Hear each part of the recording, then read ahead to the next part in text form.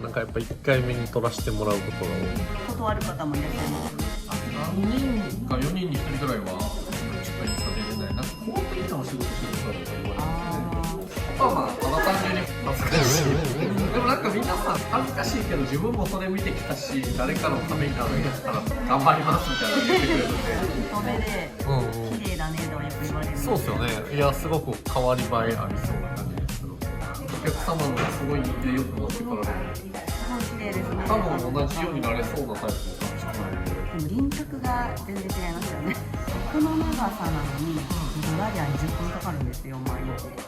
後ろが短いからちょっと1回ではそこが後ろが多い。でも結構ね長いっすよ。前どのくらい前ですか？やられたの？前を切ったのは11月末で、その時は伸ばそうかなって思って切ってたんです。でもこの方みたいに輪郭シュッてしてないから、いけるとこまで似合ったらはい、お願いします。